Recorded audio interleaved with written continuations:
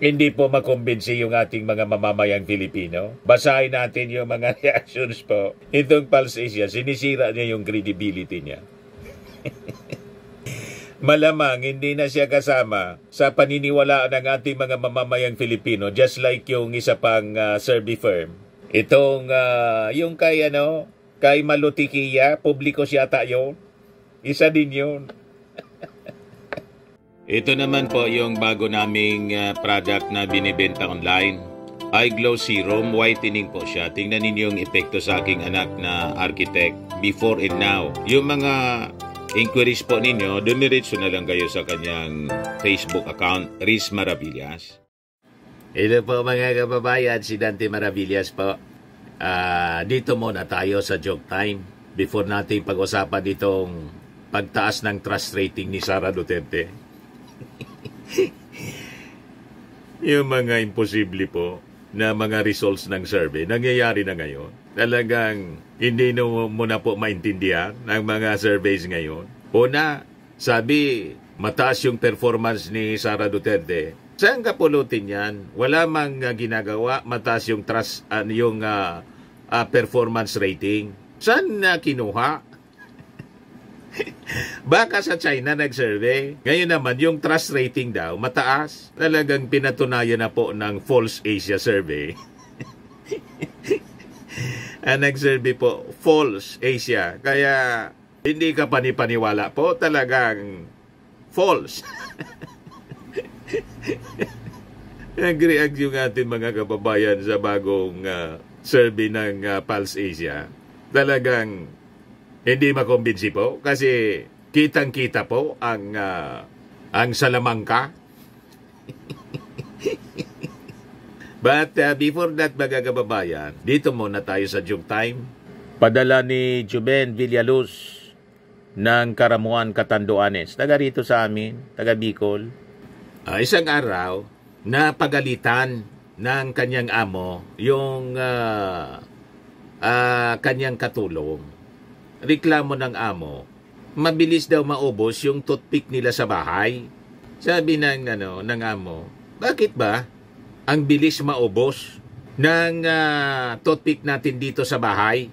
Sabi ng katulong, malay ko po sir, pag ako naman po ang gumagamit ng toothpick, binabalik ko lang naman sa lalagyan.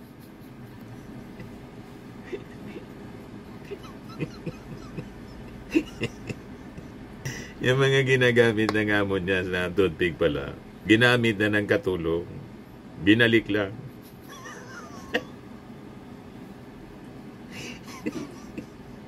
Jackpot yung amo. Anyway, joke man lang po, mga kababayan. Kasali ka na rin sa monthly raffle draw. Pag nabunot yung pangalan mo, 5,000 pesos ang cash prize. Pag hindi nabunot, kasali ka pa rin sa grand draw natin. December, 10,000 pesos ang grand prize. Balik na tayo mga kababayan dito sa ating usapan. Kasi nagpalabas po ng result ng survey, yung Pulse Asia, na sa tingin natin, pati ng ating mga netizens po, ang daming reactions po. Hindi sila makapaniwala na ganito ang result ng survey po. Maniwala ka ba naman? Tingnan ninyo. Top government officials. Itong survey, mga kababayan, awareness and trust ratings of top national government officials, March 23 to 29 daw ito ginawa. Yung ating Pangulong Bongbong Marcos, ang trust ratings daw, 25%. Tapos, ang undecided, 21%. Ang no trust sa ating Pangulo, 54%. So, majority, wala nang tiwala.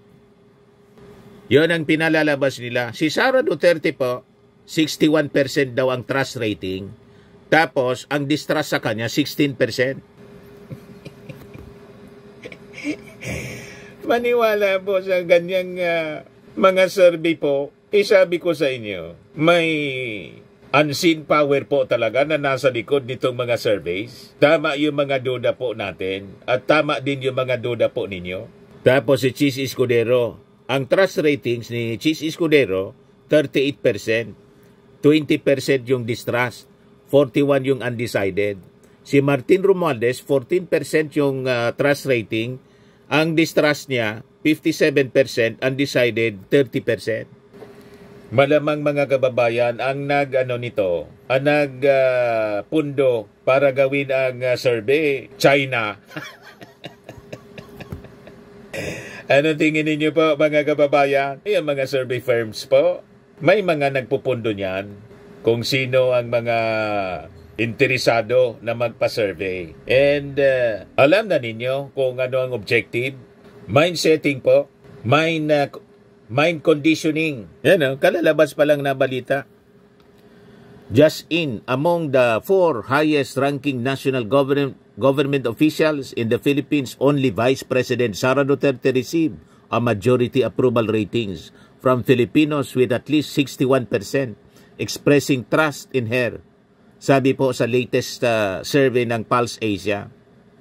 In contrast, majority or 54% expresses distrust toward President Bongbong Marcos. A plurality, 41%, remains ambivalent about the trustworthiness of Senate President Francis Escudero. A majority, 57%, distrust House Speaker Martin Romualdez. Hindi po makumbinsi yung ating mga mamamayang Filipino. Basahin natin yung mga reactions po. Itong Pulse Asia, sinisira niya yung credibility niya. Malamang hindi na siya kasama sa paniniwalaan ng ating mga mamamayang Filipino, just like yung isa pang survey firm. Itong yung kay Malutikia, publiko siya tayo. Isa din yun. Binibilog po yung isipan ng ating mga mamamayang Filipino na maniwala sa kanila na si Sara Duterte, the most trusted ngayon. Paano mong titiwalaan ang isang leader, mga kababayan, na hindi mo pwedeng tiwalaan ng confidential funds? Di ba? Talagang kaduda-duda. Paano mo titiwalaan ang isang leader na never nangyari sa atin? Kahit sa ibang bansa, hindi pa natin experience. Na mismo yung presidente pagbantaan na ipapa-assassinate. Pinagbantaan yung presidente, yung asawa ng ating Pangulo, pati yung Speaker of the House. Pagkatapos, lalabas sa survey, siya yung most trusted.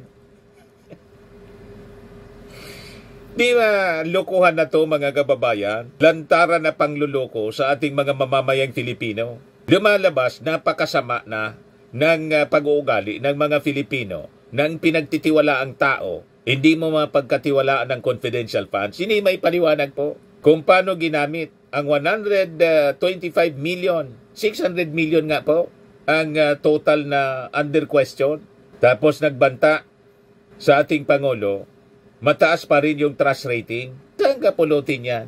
Sinong niluluko ninyo? Kaya yung mga nag-react po, talagang hindi makapaniwala sa ganitong uri ng result ng survey po. Yan reaction mismo dito sa report na to. Ano sabi rito ng mga netizens po?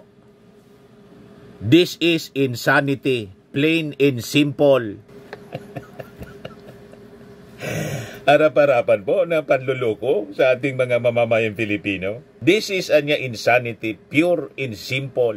Sabi ni Louie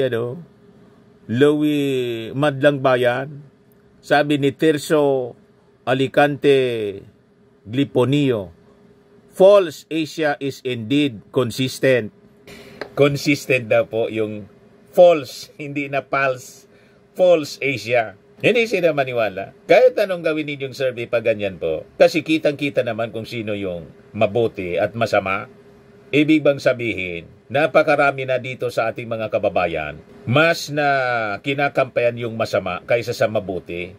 I don't think so, mga kababayan, na ganun. Pag ganun po, talagang papunta na tayo sa impyerno. Di ba pa? Sabi ni Mark Caritero, nanasad magsakit ang dughan. Ani mga AJK fanatics and addict party list. Hindi ko maintindihan kung ano sinasabi noon. Sabi ni Prudencia Baldago, what?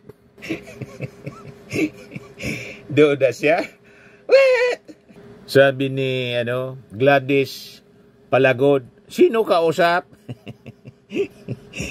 Sabi ni Roxanne Bayuang, Diyos mio, the queen of confidential funds pa talaga, ang reyna ng lustay. No wonder Philippines is such a mess.